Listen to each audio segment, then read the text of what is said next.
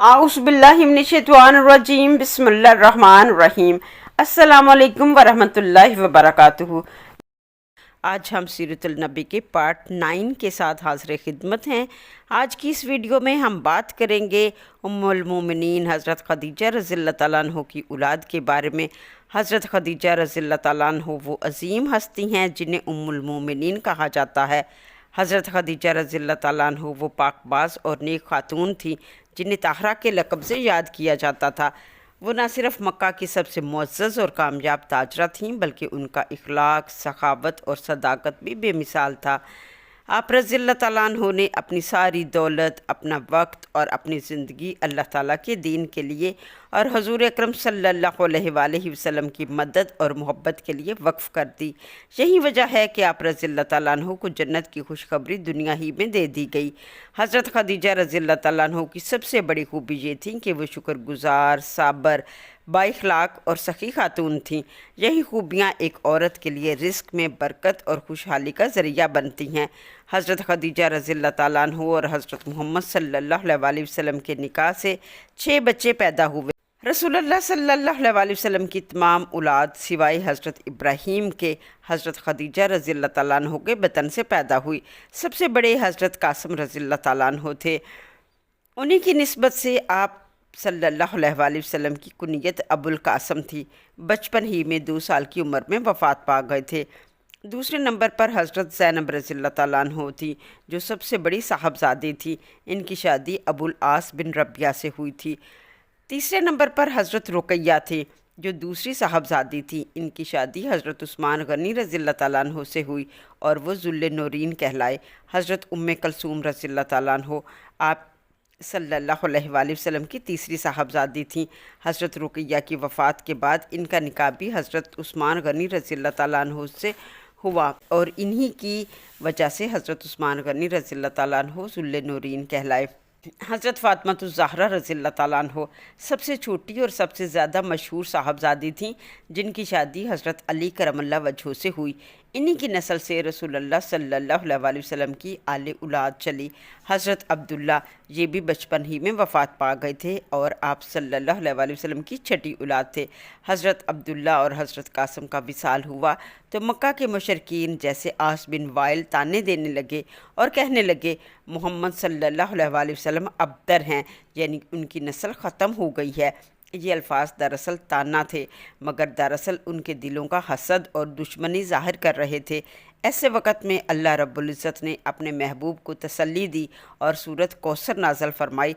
इन्ना आतोइना कल कौसर, बेशक हमने आपको कौसर अता की है। फसल्ली ली रब्बी का वनहर, बस आप अपने रब के लिए नमाज़ पढ़िए और कुर्बानी करें। इन्ना शानिया का हो वल्लब्तर, बेशक आप सल्लल्लाहु अलैहि वसल्लम का दुश्मन ही बेनामो निशान रहेगा। ये सूरत दरअसल ऐलान था कि रसूलुल्लाह सल्लल्लाहु अलैहि वसल्लम ही खैर व बरकत के मालिक हैं।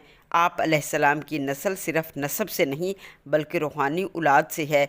आज दुनिया में करोड़ों मुसलमान दरूद सलाम पढ़ते हैं। हर लम्हा दरूद सलाम पढ़ा जाता है और आप अलैहिस्सलाम की सुन्नतों पर अमल किया जाता है। दुश्मनों के नाम मिट चुके हैं लेकिन आप अलैहिस्सलाम का ज़िक्र क़यामत तक बाकी रहेगा। अल्लाह ताला ने फरमाया वरफ़अना लका ज़िक्रका, बेशक हमने आप अलैहिस्सलाम के ज़िक्र को बुलंद किया। ये भी नबी की सीरत का हिस्सा है कि आप अलैहिस्सलाम हमेशा अपने रब की इबादत और शुक्रगुजारी में मसरूफ़ रहते। इसीलिए हुक्म दिया गया फसल्ली ली रब्बी का वनहर, यानी अपने रब की नमाज अदा करो और कुर्बानी करो। ये पैगाम है कि दुश्मन मिट गए लेकिन नबी करीम सल्लल्लाहु अलैहि वसल्लम का ज़िक्र हर दिन हर लम्हा बुलंद हो रहा है। अज़ान से लेकर नमाज और दरूद तक हर जगह मोहम्मद अलैहिस्सलाम का नाम दुनिया के कोने कोने में गूंज रहा है। हज़रत खदीजा रज़ियल्लाहु तआला अन्हा रसूलुल्लाह सल्लल्लाहु अलैहि वसल्लम की पहली ज़ौजा थीं। जब तक वो ज़िंदा रहीं आप अलैहिस्सलाम की ज़िंदगी में कोई दूसरी बीवी ना थी।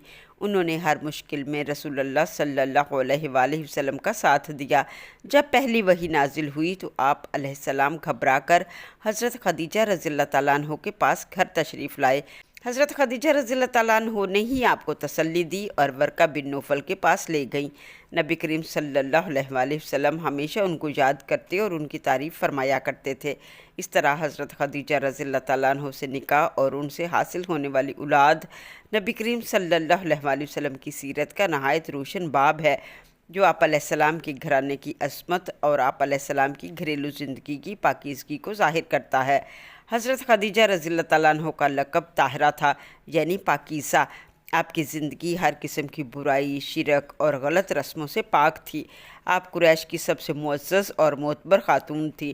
آپ کا خاندان بنو اسد قریش کے معزز ترین خاندانوں میں شمار ہوتا تھا۔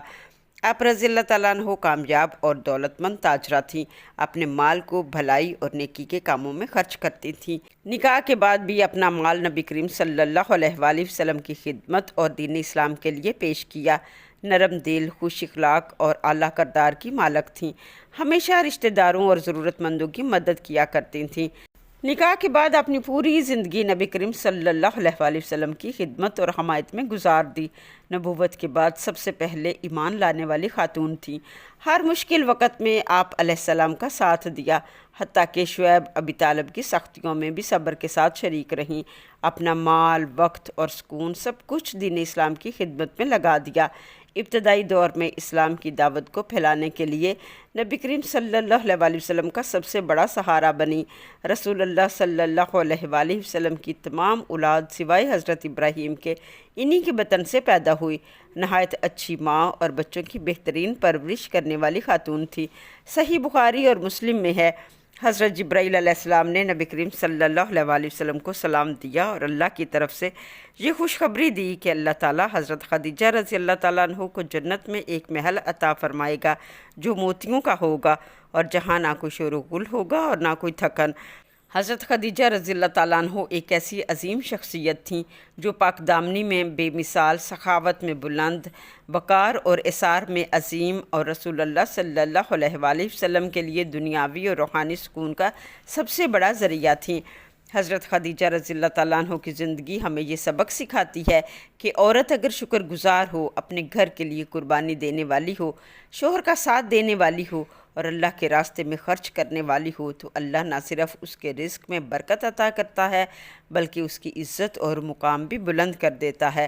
آئیے ہم سب بھی حضرت خدیجہ رضی اللہ تعالیٰ عنہ کی زندگی سے سبق حاصل کریں اور اپنی زندگیوں میں شکر، صبر، سخاوت اور نیکی کو شامل کریں تاکہ ہمارے گھروں میں بھی ہمیشہ رزق کی برکت قائم رہے۔